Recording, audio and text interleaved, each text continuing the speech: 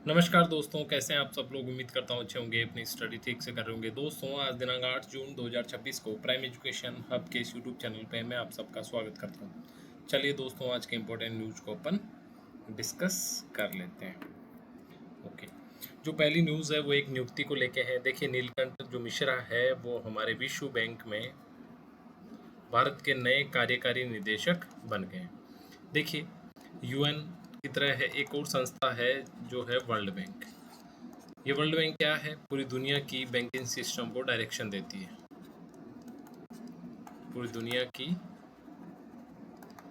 Banking system को क्या करती है? डायरेक्शन देती है। और इसमें जो भारत के प्रतिनिधित्व में एक नया नाम जुड़ा है वो कौन है? नीलकंठ मिश्रा, जो कि नए कार्यकारी निदेशक इसके बन गए हैं। पूछा जा सकता है, इंटरनेशनल नियुक्ति है, इंपॉर्टेंट ऑर्गेनाइजेशन है, इस हिसाब से इंपॉर्टेंट है। वर्ल्ड बैंक का मुख्यालय कहाँ पे है? देखिए, वाशिंगटन डीसी, जो कि यूएसए की राजधानी है, वहीं पे वर्ल्ड बैंक का मुख्यालय है। कितने साल के लिए नियुक्ति हुई है? 3 साल के लिए। किसकी जगह? बहुत इंपॉर्टेंट नहीं है, सिर्फ याद रखेंगे कि किसको नियुक्त किया गया है।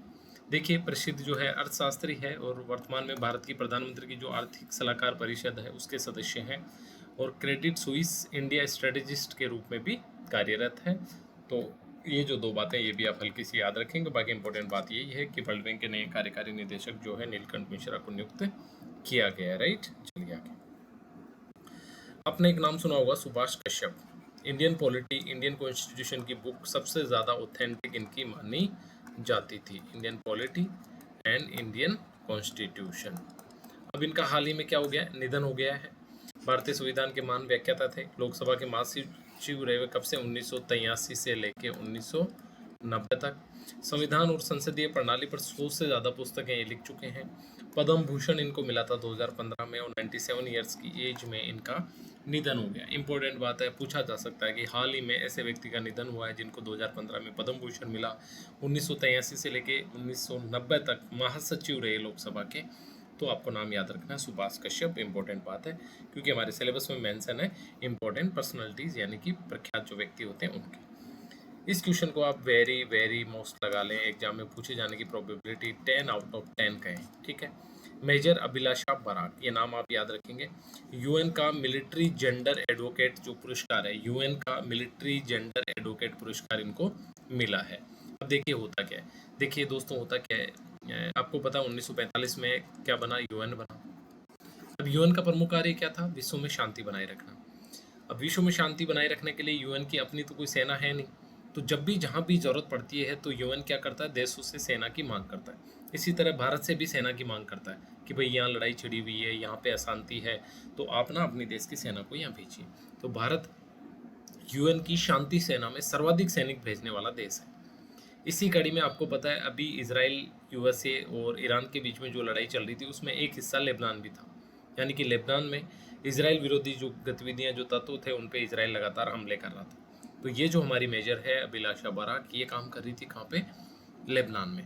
और लेबनान में शांति सेना के अधिकारी के रूप में कार्य करते हुए इन्होंने शानदार काम किया है। इसकी वजह से इनको यूएन का मिलिट्री जेंडर एडवोकेट पुरस्कार मिला है। अब देखिए दोस्तों, एक ट्रेडिशनल सोच होती है कि महिलाएं सेना में ज़्यादा कुछ नहीं कर सकती, बट ऐसे युद्धग्रस्त इलाके में भी इतना शानदार काम करना महिलाओं की क्षमता को दिखाता है। और जेंडर इक्वलिटी की अपनी जो मांग है महिलाओं की, जो कि बहुत जायज़ है, उसको भी पुरजोर तरीके से समर्थित करती है। तो नाम मेजर अभिलाषा बराक आप याद रखेंगे। अवार्ड कौन सा है? UN military gender advocate award of the year.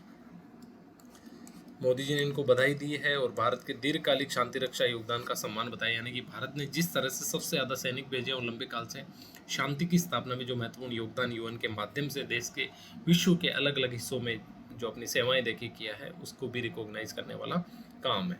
देखिए, मेजर जो है इनकी रैंक है। बराक जो है लेबनान में UNIFIL, United nation interim force in Lebanon, इसके एंगेजमेंट टीम कमांडर और जेंडर फोकल पॉइंट के रूप में कार्यरत थी, और इसी रूप में इन्होंने शानदार काम जो है किया है। और भारतीय सेना में भी महिला अधिकारियों की बढ़ती हुई भूमिका को जो दर्शाने वाला ये अपने आप में एक कदम है। अब हमने बात करी थी हमेशा कि 2020 में जब कोविड-19 का संकट आया, इस कोविड-19 के संकट में एक समस्या जो पूरी दुनिया में आई वो है ग्लोबल सप्लाई चेन का डिसरप्ट होना। यानी कि वैश्विक जो आपूर्ति श्रृंखला थी वो कहीं ना कहीं प्रभावित हुई। और इसके प्रभाव में सबसे महत्वपूर्ण बात यह थी कि चाइना ने जो एक्सपोर्ट करता था देशों को सामान, उस पे कमी कर दी या बंद कर दिया। इसमें था रेयर अर्थ मिनरल से बने हुए कुछ इंपॉर्टेंट इक्विपमेंट जैसे सेमीकंडक्टर चिप, जिनके बारे में हमने हमेशा से बात करी है। अब देखिए 2020 के बाद में हमेशा हर देश आसपास के स्पेशली इंडिया ये प्रयास कर रहे हैं कि चाइना पे जो निर्भरता है वो कम से कम हो। तो एक नया जो समझौता है वो भारत और ब्रिटेन ने किया है। क्या किया है? Critical mineral global supply chain observatory, short form है इसकी GSCO। ये जो समझौता है ये भारत और ब्रिटेन ने मिलकर किया है। क्या है? भारत और ब्रिटेन की संयुक्त पहल है भविष्य की तकनीकों के लिए जो जरूरी क्रिटिकल मिनरल्स है उनकी सुरक्षित और स्थायी आपूर्ति सुनिश्चित करना। यानी फ्यूचर की जो टेक्नोलॉजीज हैं, AI इनेबल टेक्नोलॉजीज, जो इलेक्ट्रिकल्स में जो टेक्नोलॉजीज है, इनके लिए इनके सुचारू कार्य करने के लिए जो इम्पोर्टेंट मिनरल्स है उनकी आपूर्ति सुनिश्चित करने के लिए भारत और ब्रिटेन ने ये GSCO जो है समझौता किया है। क्या है? स्वच्छ ऊर्जा, सोलर विंड के लिए कच्चे माल की कमी को दूर करना, इलेक्ट्रिक वाहनों के लिए जो लिथियम कोबाल्ट जैसे खनिज जिससे बैटरी बनती है उनकी जो उपलब्धता है उसको सुनिश्चित करना, और वैश्विक सप्लाई चेन में पारदर्शिता लाना, यानी कि ट्रांसपेरेंट रूप से वैश्विक सप्लाई चेन चलती रहे, ये इनका प्रमुख उद्देश्य है।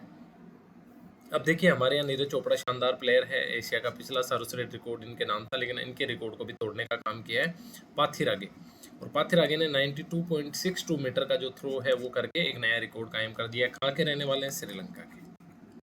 अब आपको यहाँ थोड़ा सा ट्रैप किया जा सकता है, क्योंकि जब भी जेवलिन थ्रो की बात आती है तो आपके दिमाग में आता है कि नीरज चोपड़ा ने शानदार रिकॉर्ड है, लेकिन इस रोम डायमंड लीग 2026 में पाथिर आगे ने शानदार थ्रो फेंके और 4th एशियाई रैंक हासिल कर लिए 90 मीटर पार करने वाली, है ना।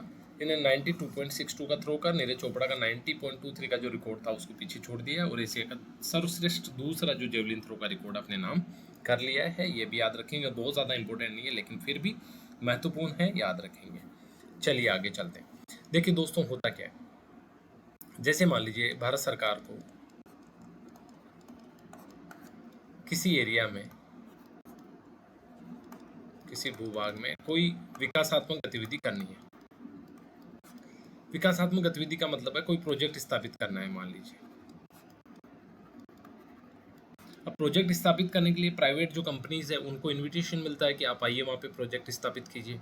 बट कई बार क्या होता है कि कुछ प्रोजेक्ट इस तरह के होते हैं ज्योग्राफी के हिसाब से, जगह के हिसाब से, जो प्रोजेक्ट की डिमांड के हिसाब से, कि प्राइवेट कंपनीज को लगता है कि यार ये फ़ायदे का सौदा नहीं है, यहाँ पे अपने को घाटा हो सकता है। तो आप सोच के देखिए घाटे में कौन आएगा। तब सरकार ये अश्योर करती है उन प्राइवेट कंपनीज को कि आप प्लीज़ आइए, आपको हम एडिशनल बेनिफिट्स इसमें देंगे, कुछ फंड की अगर ज़रूरत होगी तो हम आपको देंगे, लेकिन ये प्रोजेक्ट हमारे राष्ट्रीय जो है सुरक्षा के लिए, राष्ट्रीय विकास के लिए ज़रूरी है, हमें करना होगा। अब इस प्रोजेक्ट में जो फंडिंग गवर्नमेंट के द्वारा दी जाती है उसको बोला जाता है वाइबिलिटी गैप फंडिंग, यानी कि जो कमी रह रही है फंडिंग की, जहां प्राइवेट प्लेयर नहीं आना चाह रहा आगे क्योंकि उसको लगता है कि उसको उतना फ़ायदा नहीं होगा जितना फ़ायदा होना चाहिए, तब ये वाइबिलिटी गैप फंडिंग जो कॉन्सेप्ट आता है, और ये केंद्र सरकार या राज्य सरकार जो भी सरकार है वो इसको पूरा करती है। देखिए क्या होता है, सरकार द्वारा दी जाने वाली आर्थिक सहायता जो बड़े इंफ्रास्ट्रक्चर प्रोजेक्ट्स को मिलती है, जो देश के लिए ज़रूरी है, लेकिन कमाई के आधार पर निवेशकों को आकर्षित नहीं कर पाते, इसलिए सरकार इस गैप को भरती है और इसको वाइबिलिटी गैप फंडिंग बोला जाता है। अब हाल ही में हमने ग्रेट निकोबार में जो प्रोजेक्ट चल रहा है उसके बारे में बात करी थी, और उसी प्रोजेक्ट से रिलेटिव किसी छोटे सब प्रोजेक्ट में ये वाइबिलिटी गैप फंडिंग सरकार कर रही है। इंपॉर्टेंट है, पूछा जा सकता है, याद रखेंगे। इसको भी आप वेरी वेरी इंपॉर्टेंट लगा लीजिए, ठीक है। प्रज्ञानंदा नॉर्वे चेस एक टूर्नामेंट है और उसको जीतने वाले पहले भारतीय बन गए हैं। ऐतिहासिक जीत है, ये कारनामा करने वाले पहले भारतीय हैं। कार्लसन जो दुनिया का नंबर 1 चेस प्लेयर है, इसको 2 बार एक ही टूर्नामेंट में हराया है। सोच के देखिए, दुनिया का जो नंबर 1 प्लेयर है उसको 2 बार एक ही टूर्नामेंट में हराना कितना बड़ा अचीवमेंट है। और 2008 के बाद ये कारनामा पहली बार किया, यानी कि आनंद ने 2007 में किया था, उसके बाद प्रज्ञानंद ने ये कारनामा पहली बार किया। इंपॉर्टेंट बात है, कार्लसन जो है वो भी चेस से जुड़े हुए खिलाड़ी है, दुनिया के नंबर 1 खिलाड़ी है। इनको एक ही टूर्नामेंट, यानी कौन सा टूर्नामेंट, नॉर्वे चेस 2026, इसमें 2 बार हराया प्रज्ञानंद ने, और ये उपलब्धि हासिल करने वाले वो दूसरे भारतीय, उनसे पहले 2007 में आनंद ने ऐसा किया था। ये भी इम्पोर्टेंट क्वेश्चन है, बन सकता है यहाँ से। वर्कला केरल का एक छोटी सी जगह है जिसको दुनिया की टॉप 20 जीरो वेस्ट सिटी के रूप में जो है पहचान मिली है, अवार्ड मिला है, किसका, UN हैबिटेट और यूनाइटेड नेशन एनवायरनमेंट प्रोग्राम का। बहुत बड़ी बात है। दुनिया का सर्वोच्च ऑर्गेनाइजेशन जब आपके किसी शहर को रिकॉग्नाइज करता है, टॉप 20 के पुरस्कार में जगह देता है, तो ये बहुत बड़ा अचीवमेंट है, बहुत बड़ी न्यूज़ है, इंपॉर्टेंट है, क्वेश्चन बन सकता है। कहाँ का विलेज है, कहाँ की सिटी है? केरल का वर्कला। और ये एकमात्र भारतीय शहर है जिसने इसमें जगह बनाई। आपको पता है भारत में सफाई की जो स्थिति है बहुत नाजुक है, उस कंडीशन में इस तरह का अचीवमेंट अपने आप में बहुत बड़ी बात है। क्या किया इन्होंने? जीरो वेस्ट सिटी के रूप में चुना है। दुनिया की 20 सिटीज को सुना है, उनमें एक है वर्कला, केरला, जो कि भारत से है। राइट। जनसंख्या कितनी है? 40,000 है। रोज 2,000 पर्यटक यहाँ पे आते हैं। छुट्टियों में 10,000 तक डेली पर्यटक आते हैं। कैसे किया? 262 महिलाओं की हरित कर्म सेना का गठन किया। कब किया? 2020 में। देखिए रिजल्ट्स मिलने में टाइम लगता है। 2020 में 262 वुमेन्स की एक हरिता कर्म सेना का गठन किया, और 2026 में जो रिजल्ट है वो सब आप सबके सामने है। 12,695 घरों और 2,601 संस्थानों से डोर टू डोर कचरा का संग्रहण किया, यानी कि जहाँ से कचरा पैदा होता है वहीं से इसका कलेक्शन किया। 100 घरों में गीला सूखा अलगाव किया, यानी गीले कचरे को अलग किया, सूखे को अलग किया। 5 टन सैनिटरी वेस्ट प्लांट की स्थापना की, और जिससे 60 किलोवाट बिजली का उत्पादन होता है। 6,000 टन वार्षिक कचरे में से 95% गैर जैविक का पुनर्प्रण, यानी कि रिसाइकल भी किया कचरे को। वर्कला मॉडल में क्या था? गैर जैविक कचरे का 95% इन्होंने रिसाइकिल किया, पुनर्प्रबंधन किया, रीमैनेजमेंट किया। 81% जैविक कचरे का प्रबंधन किया, और 100% घरों में गीला सूखा जो है उसको अलग किया कचरे को। इसे सिर्फ सरकारी योजना नहीं रखा, जन आंदोलन बनाया, हर वर्ग इससे जुड़ा, जो परिणाम आपके सामने है। वर्कला मॉडल आप बात कर सकते हैं, जब भी शहरीकरण की बात हो, स्वच्छता की बात हो, तो वर्कला मॉडल का जो रेफरेंस है आप अपने आंसर में दे सकते हैं। साथ ही आपके वनडे एग्जाम या फिर आरएस प्री में ये सवाल सीधा पूछा जा सकता है कि हाल ही में यूएनईपी के यूएन हैबिटेट प्रोग्राम के तहत टॉप 20 वैश्विक सिटी में भारत का कौन सा शहर शामिल था? तो आपको याद होना चाहिए वर्कला, केरला, एकमात्र शहर भारत का। राइट। अब देखिए पोटाश जो है आपके जो हमारे रसायन होते हैं जो खेतों में यूज होते हैं, यूरिया, डीएपी, इनमें यूज होने वाला सबसे इम्पोर्टेंट सेगमेंट है। लेकिन आपको पता होना चाहिए पोटाश का भारत में जो है उत्पादन नहीं होता, और पूरा का पूरा जो है आयात होता है। अब इस आयात की वजह से एक तो आयात बिल, और दूसरा महंगा भी पड़ता है हमारे लिए। पर अब देश की जो पहली साइट है हनुमानगढ़ में, वो जो है खनन के लिए अप्रूव कर दी गई है, नीलामी इसकी हो गई है। खान मंत्रालय ने, कौन से खान मंत्रालय ने? केंद्रीय खान मंत्रालय। अब आप सोचेंगे कि राजस्थान में केंद्रीय खान मंत्रालय क्यों कर रहा है? देखिए दोस्तों, होता क्या है, जो प्रोजेक्ट देश के लिए इंपॉर्टेंट है उनका जो अधिग्रहण है वो केंद्र सरकार कर लेती है, क्योंकि ये सिर्फ एक राज्य की जरूरत नहीं है, पूरे देश की जरूरत होती है। ठीक है। अब पोटास और हेलाइट जो ब्लॉक है उनकी नीलामी पूरी की है। कौन से दो है याद रखेंगे? झंडा वाली सीतापुरा ब्लॉक, सबसे पहली बात। किसने? हिंदुस्तान जिंक लिमिटेड को इसका जो टेंडर दिया है, इसका झंडा वाली सतीपुरा ब्लॉक। दूसरा है Jodkiyan Sitapura Khunja block, Jodkiyan Sitapura Khunja block, oil India limited को इसका टेंडर दिया। किसका? जोड़कियां सीतापुरा सतीपुरा खुंजा ब्लॉक। दोनों ब्लॉक का नाम याद रखेंगे, पूछा जा सकता है, क्योंकि राजस्थान के हनुमानगढ़ जिले में है, राष्ट्रीय महत्व की परियोजना है, पहली बार पोटास का जो खनन है उसकी मंजूरी देश में मिली है, तो इम्पोर्टेंट है। कितनी जगह? 878 हेक्टेयर क्षेत्र में 125 मीटर की मोटी पोटास की परत है। ये वर्षों तक भारत की पोटास की जरूरत को पूरा करने का जो है मादा रखती है, इसलिए राष्ट्रीय इंपॉर्टेंस की है, महत्वपूर्ण है, याद रखेंगे। भारत में पहली बार पोटास ब्लॉक की नीलामी हुई है। पहली बात, पोटास का अधिकांश आयात किया जाता था, और 3 वर्ष अन्वेषण करेगी, फिर किसानों को जो है सस्ता खाद भी मिलेगा, और यहाँ जो आसपास के लोग हैं उनको रोजगार भी मिलेगा, तो बहुत इंपॉर्टेंट है। आगे देखिए, विश्व योगासन जो चैंपियनशिप है वो हो रही है अहमदाबाद में,